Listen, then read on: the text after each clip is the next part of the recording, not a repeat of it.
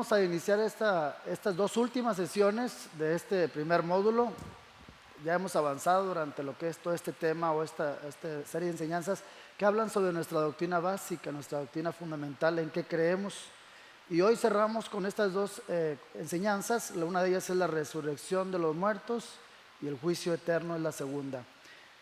Hablar de la resurrección de los muertos es hablar de la doctrina, una de las bases, de las columnas fundamentales de la fe cristiana.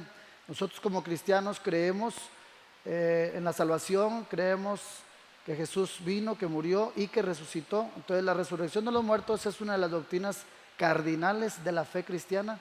En un momento vamos a leer la escritura que escribe Pablo a los Corintios cuando dice que si Cristo no hubiese resucitado, vana o de nada serviría nuestra fe. ¿Sí? ¿Qué les parece si damos inicio, verdad, a esta hermosa enseñanza? Y ya hemos orado y ahora vamos a comenzar, ¿verdad?, la palabra, la enseñanza que tenemos para todos ustedes. Y contrario a lo que algunos piensan, esta doctrina es sumamente importante. Ya lo dijimos porque es una de las columnas vertebrales o del fundamento de nuestra fe. Vamos a la escritura todos en 1 Corintios, el capítulo 15, es el capítulo que habla sobre la resurrección. Y específicamente, vamos a la lectura, ¿verdad?, cuando habla Pablo sobre este tema.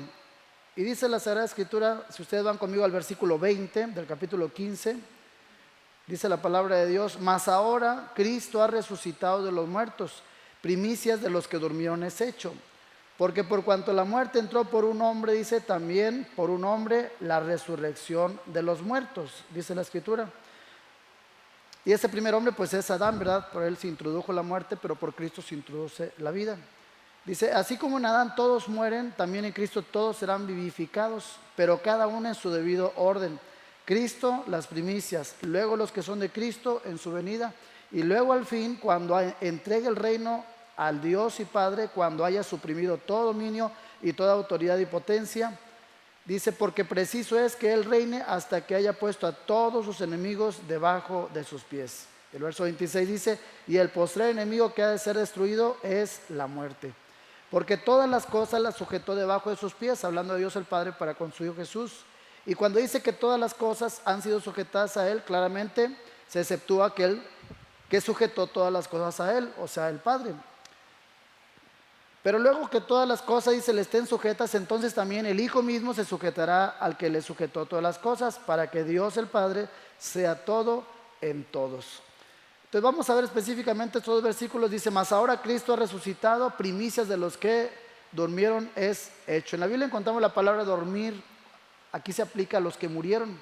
Cuando dice, ¿verdad?, Lázaro durmió, quiere decir cuando Jesús se iba a la aldea de Betania, dijo, vamos con mi amigo Lázaro porque ha dormido o está dormido, pero significa que estaba muerto o había muerto. En la Biblia a veces se utiliza la palabra dormir para hablar de la muerte. Y dice que la muerte entró por un hombre y por un hombre también la resurrección. Entonces, qué importante es saber que la resurrección de los muertos es una base fundamental de nuestra doctrina, vuelvo a decirlo, porque usted ve el capítulo 15, ahora el verso 16, dice, nos regresamos un poquito a ese mismo capítulo, y dice el versículo número 16, porque si los muertos no resucitan, tampoco Cristo resucitó. Y si Cristo no resucitó, nuestra fe sería vana y aún estaríamos muertos en nuestros pecados. Aquí habla, ¿verdad?, de la importancia de saber que si Jesús no hubiese resucitado, entonces de nada serviría el que estemos predicando, el que creamos en Jesús, el que la gente se arrepienta, se convierta. Pero la razón por la que Cristo resucitó, ese es el fundamento de la palabra que nosotros creemos hoy en día, ¿sí? Cuando yo estoy en algún funeral y vamos a compartir la palabra, siempre me gusta, ¿verdad?, resaltar las palabras de Jesús en San Juan, capítulo 11, cuando Él habló, cuando había muerto Lázaro, y Él llegó, y Él le dijo a una de sus hermanas, ¿no te he dicho que si creyeres verás la gloria de Dios? Señor, si tú hubieras estado aquí, mi hermano Lázaro no habría muerto. Pero Jesús le dice, yo soy la resurrección y la vida, y el que cree en mí, aunque esté muerto, vivirá. Jesús es la resurrección y la vida. Él mismo, no hay otro líder en todo el mundo, en toda la historia de la humanidad que sea apropiado de estas palabras, de decir, yo soy la resurrección, porque nadie, todos los que han vivido, Mahoma, Confucio, Buda, todos los apóstoles murieron, María murió, todos están en sus tumbas. Si Si usted va a Jerusalén, encontrará las tumbas de David, encontrará las tumbas de los patriarcas. Ahí están. La única tumba que está vacía es la tumba del jardín, es la tumba de nuestro Señor Jesús, porque Él no está en la tumba, Él resucitó al tercer día después de haber muerto. Amén. Entonces esa es nuestra fe. Ahora, ¿por qué es importante estudiar esta doctrina? Primero, bueno, porque la resurrección de Cristo es importante porque es parte de nuestra salvación.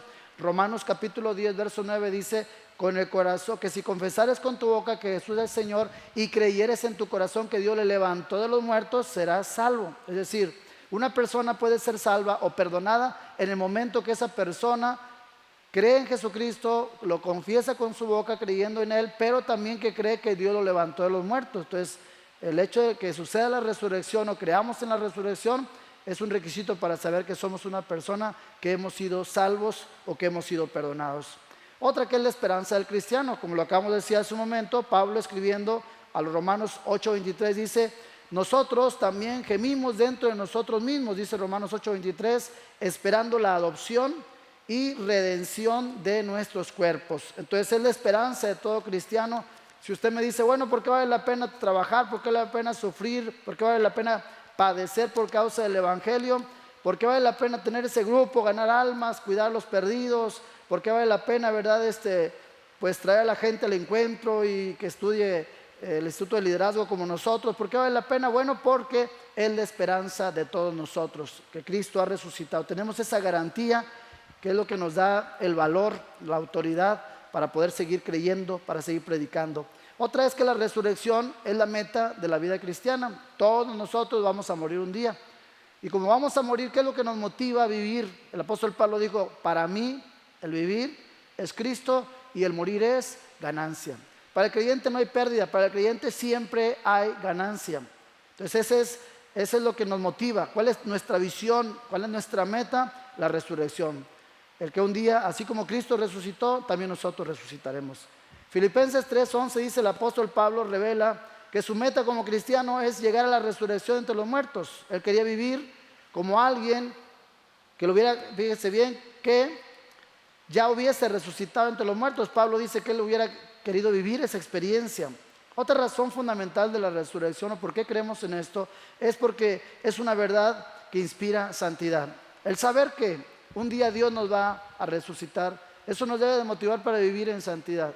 Y vivir en santidad es apartarnos de lo malo y apartarnos para Dios. Vivir en santidad es obedecer los mandamientos de Dios. Vivir en santidad es no ofender a Dios en nuestro diario vivir, sabiendo que de eso depende que un día, cuando Cristo venga, nosotros estemos preparados para irnos con Él. Por eso 1 Corintios 15:32 dice: si los muertos no resucitan, dice, comamos y bebamos, que mañana moriremos. Si no hubiese resurrección, no habría una motivación para que nosotros viviésemos la vida cristiana. Nadie se inspiraría, nadie quisiera ser cristiano. ¿Para qué ser cristiano si al final de cuentas nos perderíamos, verdad? Pero volvemos al punto, pero si Cristo resucitó, entonces nuestra fe no es en vano, nuestra fe es una fe firme. También es una verdad que despierta al pecador. Todas las prédicas de los apóstoles que se registran en el libro de los Hechos, fíjense bien, sobre la resurrección de Cristo, hablan. Y Pablo incluyó este tema cuando predicó en Atenas. Allá en Hechos capítulo 17, verso 22 al 34, dice que él, ¿verdad?, predicó la palabra de Dios y hablaba. Y cuando habló de la resurrección, de que los muertos resucitaban, ¿verdad?, y habló de Jesús como el Hijo de Dios que resucitó, atrajo la atención de todos los atenienses, ¿verdad?, que les gustaba escuchar cosas nuevas, y se impactaron cuando él les habló de que Cristo había resucitado. Entonces la doctrina, fíjense, de la resurrección, como todas las cosas buenas, ha encontrado oposición. No todas las personas creen, ¿verdad?, en la resurrección. Hay personas que niegan la resurrección, que no creen en la resurrección. Hay personas que piensan, por ejemplo, los mismos judíos, que el Cristo que vino, ¿verdad?, o Jesús realmente el Mesías no ha venido. Que Jesús que vino pues fue un profeta y nada más. Como también los musulmanes, ¿verdad?, que piensan que Jesús fue un profeta, pero no piensan, no creen que existe o que se realizó realmente la resurrección de nuestro Señor Jesucristo. Pero Pablo, escribiendo a Timoteo en la segunda carta, capítulo 2, verso 18, dice: la resurrección ya se efectuó, dicen algunos, trastornan la fe de algunos. Entonces la falsa enseñanza en cuanto a esta doctrina puede destruir la fe de los creyentes. Pablo, hablando en 1 Corintios 15, verso 12, dice: pero si se predica de Cristo que resucitó de los muertos, ¿cómo dicen algunos de ustedes que no hay resurrección de muertos? Fíjense, desde la época de Pablo ya había algunos que negaban la resurrección de Cristo. Y si Cristo no resucitó, dice otra vez Pablo, entonces nuestra predicación es también vana, y vana sería nuestra fe.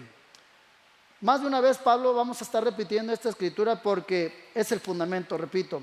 Si Jesús no resucita, entonces la predicación, el vivir para Cristo, el apartarse del mal, el compartir el evangelio a todo el mundo, sería en vano.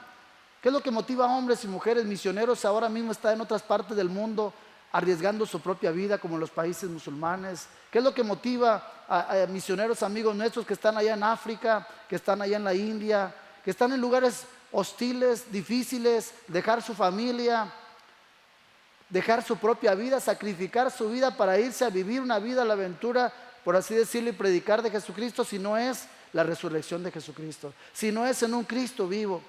¿Qué les irían a predicar a esos países que no tienen esperanza, a esas personas que están perdidas, si solamente les predicasen una religión en una persona que no existe o que está todavía muerta, ¿verdad? Pero lo que motiva a hombres y mujeres que llevan la palabra a otros países es precisamente eso, la resurrección de Jesucristo. ¿Cuándo comienza la necesidad de una resurrección? Cuando hay muerte. Y la muerte se introdujo a la humanidad, como ya leímos hace un momento, a través de Adán. Dice la escritura en Génesis 2:17, habla de cómo Dios le advierte a Adán y le dijo que si él pecaba, ciertamente, ¿verdad?, la muerte lo iba a alcanzar. Y cuando Adán desobedeció a Dios, la sentencia de muerte vino sobre él, como dice Génesis 3:23. Le dijo, ¿verdad? Si usted va conmigo a la escritura y encontramos esa palabra, veremos la sentencia de Dios cuando le dice en el verso 23: y lo sacó Jehová del huerto del Edén, después de que pecó, para que labrase la tierra de la que fue tomado.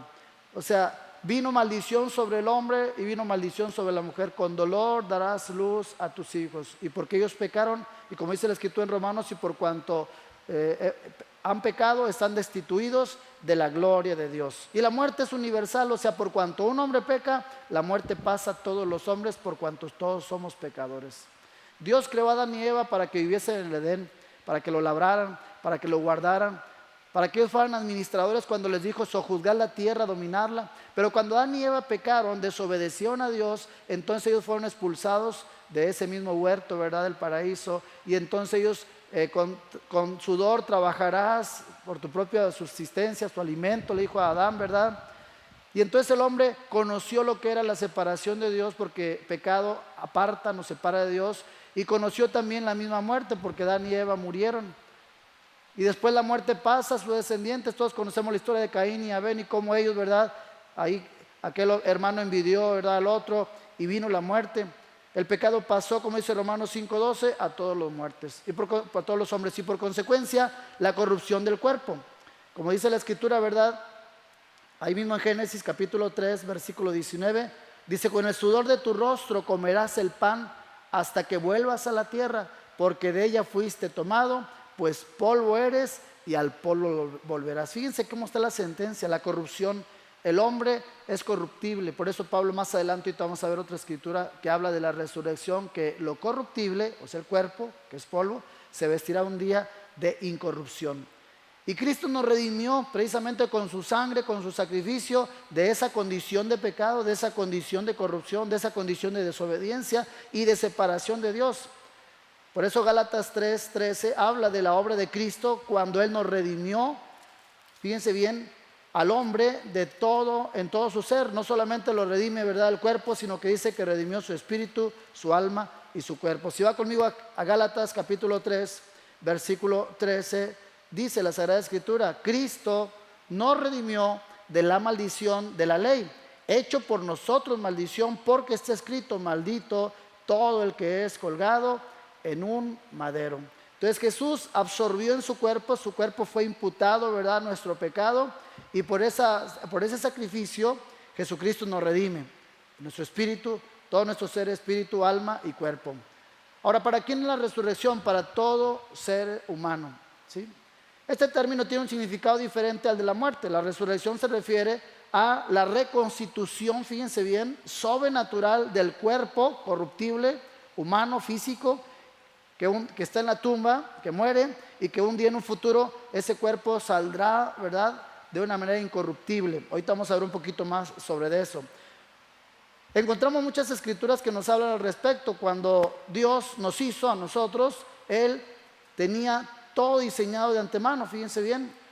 Por eso la resurrección será universal para todos los muertos, tanto los justos como los injustos. En 1 Corintios 15, 22, una vez más regresando al capítulo 15, verso 22, dice la escritura: porque así como en Adán todos mueren, también en Cristo, o diciendo los que creen en Cristo, todos serán vivificados. Dice ahí, ¿verdad? Todos serán vivificados. Sigue diciendo el versículo 29 de esta escritura. Dice, pero cada uno en su debido orden.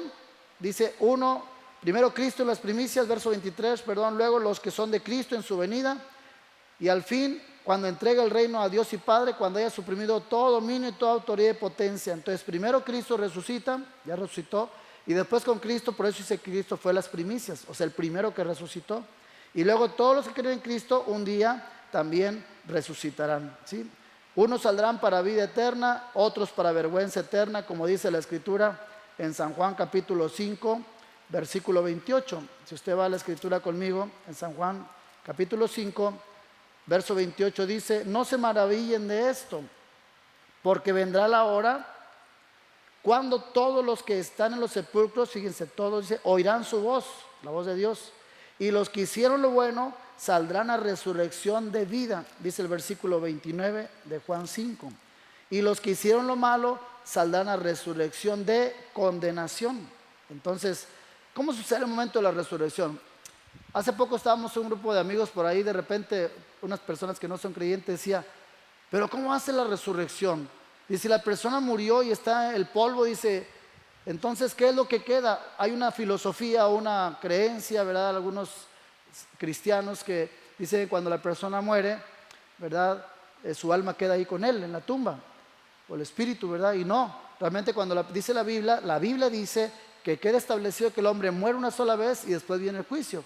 Y dice que el cuerpo vuelve al polvo donde fue tomado y el espíritu vuelve a Dios quien lo dio. Cuando una persona muere, su alma y su espíritu van a la presencia de Dios, al paraíso, al cielo, ¿verdad? Si fue una persona que tenía arrepentimiento y a Cristo. Si una persona muere, ¿verdad?, muere en lo malo, entonces ese espíritu o esa alma regresa al infierno, al lugar de tormento. Ahorita vamos a ver un poquito sobre eso. Pero el cuerpo que queda en la tumba, escuche bien, ¿cómo sucederá la resurrección? Bueno, dice la escritura en 1 Tesalonicenses 4, vamos a 1 Tesalonicenses 4, 13 al 18, dice, Pablo escribiendo dice, tampoco hermanos queremos que ignoren acerca de los que duermen, la palabra que les decía al principio, o los que mueren, para que no se entristezcan como los que no tienen esperanza. Porque si creemos que Cristo murió, dice, y resucitó, dice, así también con Dios, traerá Dios con Jesús a todos los que murieron en Él o durmieron en Él. Por lo cual os decimos esto en palabra del Señor, que nosotros los que vivimos, dice, los que hayamos quedado, escuchen, seremos arrebatados juntamente con los que murieron. Fíjense el proceso de la resurrección. Los muertos en Cristo resucitarán primero. Quiero hacer una pausa aquí. Los muertos de los justos, ¿cuántos tienen familiares que han muerto en Cristo? Man? Han muerto, mi madre murió, creyó, ahí está la tumba.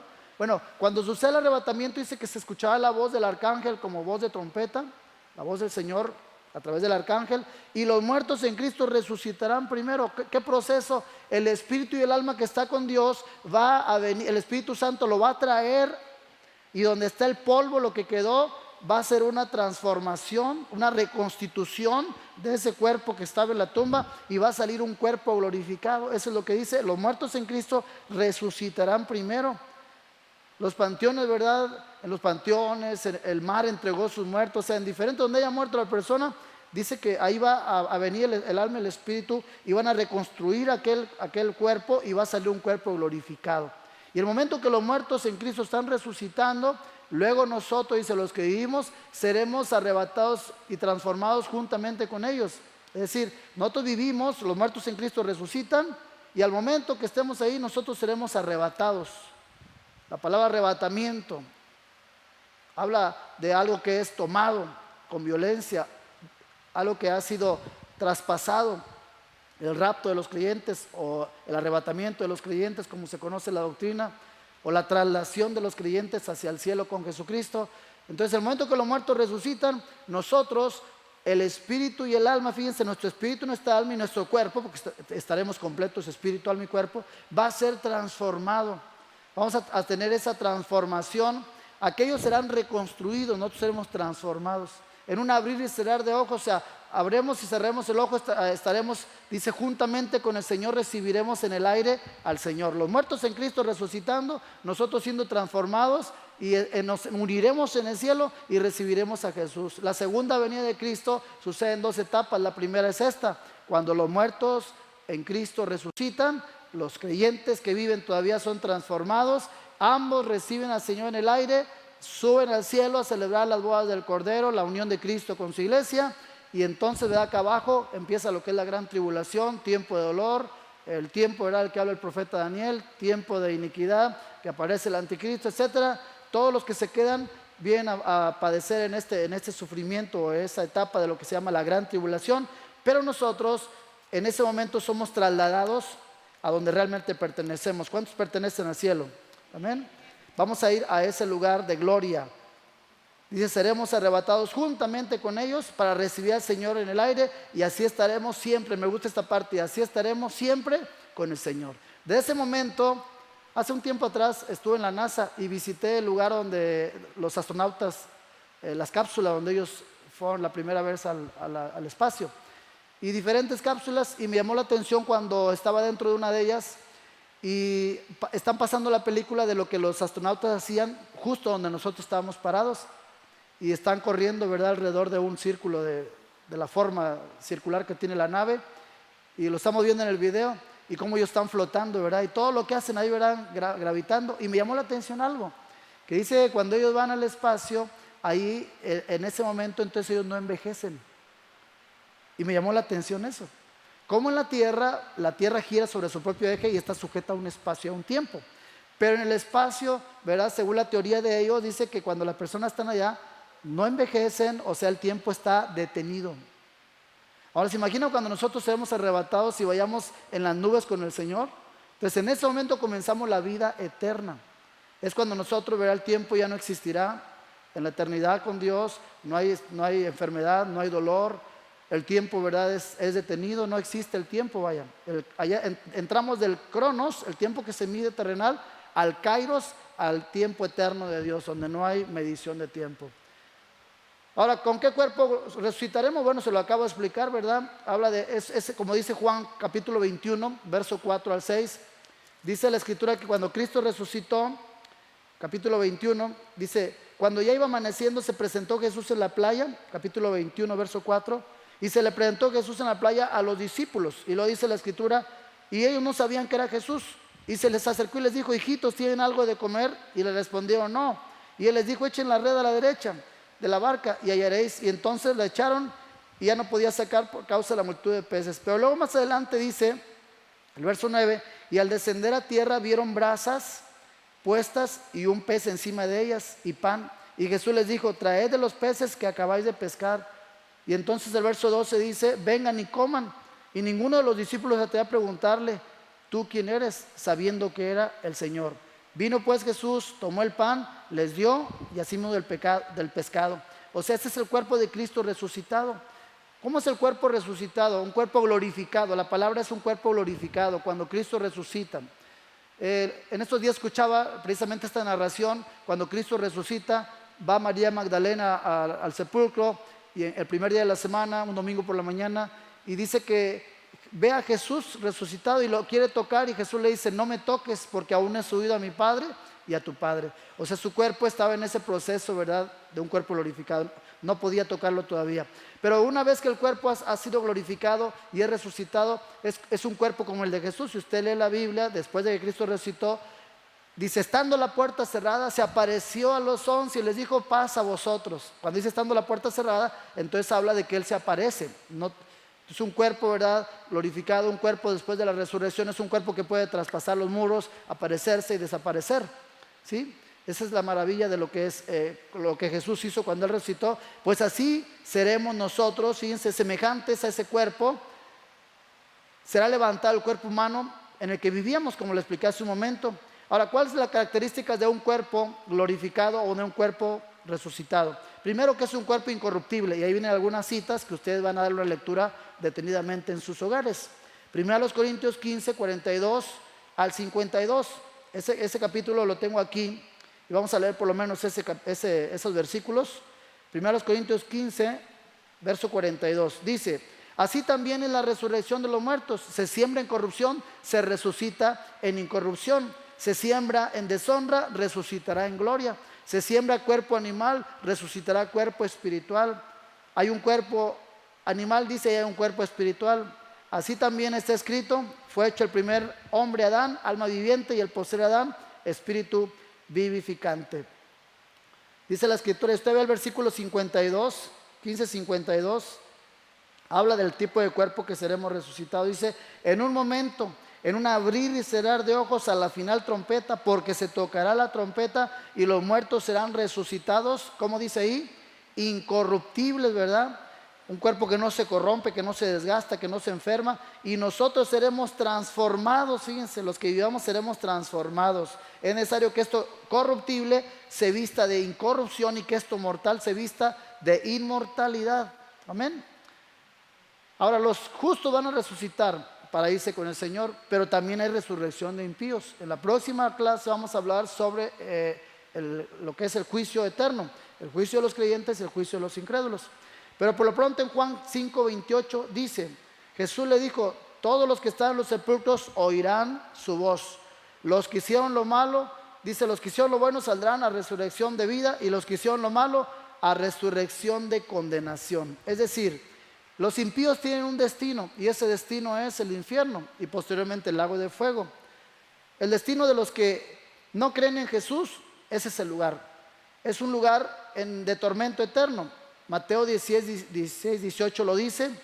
En Apocalipsis, el último libro de la Biblia, en el capítulo 20, versículo 10, lo encontramos. Quisiera que vaya conmigo a Apocalipsis 20, 10, y dice: y el diablo que los engañaba fue lanzado en el lago de fuego y azufre, donde estaba la bestia y el falso profeta, y serán atormentados día y noche por los siglos de los siglos. ¿Cuánto tiempo serán atormentados? Por los siglos de los siglos. O sea, el alma, fíjense, o los injustos, los impíos resucitarán y serán lanzados del infierno y después al lago de fuego. Ahora, ¿cómo será el momento de la resurrección de ellos? Bueno, la resurrección de los impíos será al final del milenio, según Apocalipsis 25. Aquí lo dice. Pero los otros muertos, fíjense, dice 25 de Apocalipsis, no volvieron a vivir hasta que se cumplieron los 1000 años. Esta es la primera resurrección. Fíjense, hasta que se cumplieron los 1000 años. Esta es la primera resurrección. ¿Cuáles son los otros muertos? Los que no se fueron en el arrebatamiento. Los muertos, ¿verdad? De los impíos, los que no creyeron en Jesús. Y el cuerpo con el que resucitarán será un cuerpo, fíjense bien, completo, un cuerpo eterno, como Marcos 9:43 lo dice. Es decir, las personas que no creen en Jesús van a resucitar con cuerpos, también, ¿verdad? Pero ellos van a estar sufriendo por la eternidad.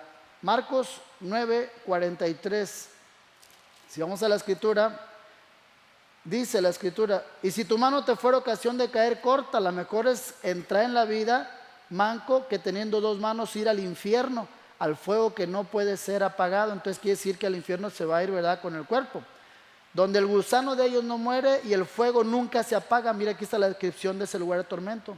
Y si tu pie te fuera ocasión de caer, córtalo. Mejor es entrar en la vida eterna cojo que teniendo dos pies ser echado en el infierno, al fuego donde no puede ser apagado y donde el gusano de ellos no muere, fíjense bien, y el fuego nunca se apaga.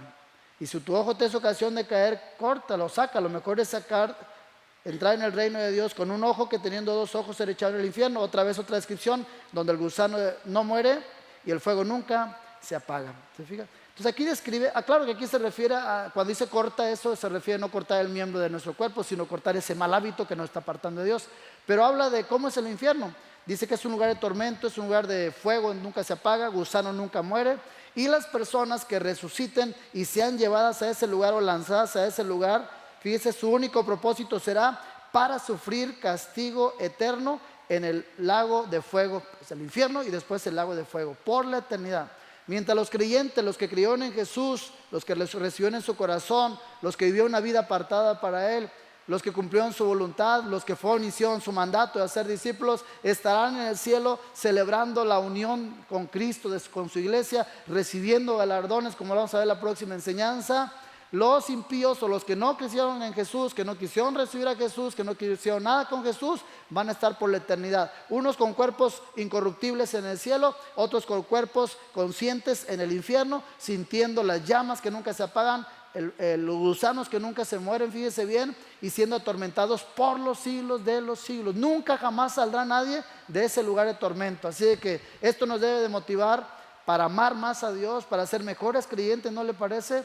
Para que nosotros vayamos y compartamos el evangelio, que son buenas noticias, que rescatemos todas las personas. Aquí no se trata de que a mí no me gusta hablar del evangelio, me da vergüenza. Ay, es que yo no puedo ir a predicar a ese grupo porque me da pena. Ay, es que no puedo prestar mi casa porque qué van a decir los vecinos. No se trata de que nos guste o no, se trata de que alrededor de nosotros hay una familia, hay vecinos, hay compañeros que si usted no les habla de Jesucristo, ellos les espera este tormento. Amén. Es cuestión de vida o muerte eterna. No se trata de gusto, no se trata de que si siento o no siento predicar. Se trata de que Dios nos ha salvado a nosotros, pero no vamos a ser egoístas de nada más ser salvos nosotros, sino que hay que ir y cumplir el mandato de ir y hacer discípulos a todas las naciones. Amén. Les damos gloria a Dios por esta enseñanza. Que Dios nos ayude para que siempre reflexionemos en esto. Y cuando alguien le diga a usted, bueno, ¿por qué eres cristiano? Bueno, porque vale la pena. Amén. La resurrección de los muertos, resumiendo entonces, es una doctrina fundamental, es una columna de nuestra fe. Yo creo en la resurrección porque Cristo resucitó. Yo predico porque mi predicación vale la pena, porque Cristo me la respalda. Un Dios que murió, pagó el precio, me redimió y resucitó al tercer día. O sea, yo predico un Cristo vivo, yo no predico un Cristo muerto. Cuando yo hablo y cuando lloro por enfermos, me respalda la resurrección de Jesucristo. Cuando yo he hecho fuera un demonio, me respalda la autoridad de que Cristo, mi Dios, resucitó, está vivo por los siglos de los siglos. Amén. Gloria a Dios. Y bueno, Dios quiere que nosotros vivamos, ¿verdad?, en obediencia a su palabra, en santidad. Dios quiere que usted y yo seamos, ¿verdad?, personas que reconozcamos que aunque estábamos muertos en pecado, Cristo nos redimió. La resurrección es para todos los seres humanos. Nosotros los creyentes, ¿verdad?, seremos resucitados y iremos a la presencia de Dios. Los muertos en Cristo resucitan primero, luego nosotros seremos transformados. Ellos reconstituidos, nosotros transformados, y recibiremos al Señor en el aire. El cuerpo con el que resucitaremos será un cuerpo incorruptible, un cuerpo glorificado, un cuerpo que puede traspasar las paredes, que desaparece, un cuerpo con poder, como dice 1 Corintios 15:43, un cuerpo espiritual, un cuerpo celestial, un cuerpo inmortal. Fíjense lo que Adán perdió en el huerto del Edén, el ser inmortal a través del pecado. Cuando nosotros creemos en Cristo, recuperamos la inmortalidad. Fíjense, volveremos a ser inmortales para que todo aquel que en él cree no se pierda, mas tenga, ¿qué cosa? Vida eterna.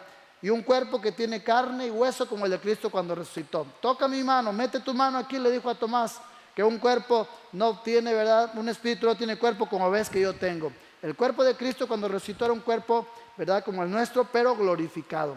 Así que de esa manera resucitaremos y damos gloria a Dios, porque esa es nuestra esperanza, esa es nuestra fe. Si usted se siente desmotivado alguna vez, piense las palabras del apóstol Pablo: para mí el vivir es Cristo y el morir es ganancia. Y todos los que creen en Jesucristo, el que cree en mí no morirá eternamente. Amén. Si alguien murió en Cristo, bueno, la Escritura dice que todo aquel que, yo soy la resurrección y la vida, el que cree en mí, aunque esté muerto, ¿qué dice? Vivirá. Que esté muerto, vivirá. Esa es la fe de aquellos que murieron creyendo. Y los que vivimos, y el que cree en mí, dice, no morirá eternamente. ¿Qué le parece? Hacemos una oración. Señor y Dios, te damos gracias, Padre. Gracias por la enseñanza que hemos recibido acerca de la resurrección de los muertos. una doctrina fundamental, una doctrina básica de nuestra fe, Señor. Gracias por cada persona, por cada joven, gracias por cada hombre y mujer, por cada uno de tus discípulos que ahora están recibiendo esta enseñanza. Te bendigo por ellos y los que habrán de creer a través de ellos, Señor, y que esta enseñanza le motive a perseverar en esto que ahora está recibiendo, que se prepare en este instituto de liderazgos, que se prepare en recibir la palabra de Dios, y que esta persona, cada uno de estos hermanos nuestros, Señor, cada uno de estos hijos espirituales, se motiven a ser cada día como tú, Jesús. Y que el motivante sea que porque tú resucitaste y tú vives para siempre, un día también nosotros resucitaremos y viviremos para siempre allá en la gloria. Padre, gracias por esta enseñanza. Ayúdanos, afírmanos, que podamos ir y hacer discípulos a otros, Señor. No es justo que si tú nos has salvado, otros se puedan perder un día en el infierno, en la eternidad sin Dios, porque nosotros dejamos de compartir estas buenas nuevas. Ayúdanos, Señor. Quita todo temor, quita todo estorbo, quita toda vergüenza, y que vayamos y cumplamos este mandato de hacer discípulos a todos los mexicanos, a todas las naciones, en el poderoso, glorioso y maravilloso nombre del Cristo resucitado. Y todos decimos amén, gloria a Dios. Dios les bendiga y vamos a continuar con esta enseñanza. No te pierdas la próxima enseñanza, que va a ser de grande bendición. Dios te bendiga.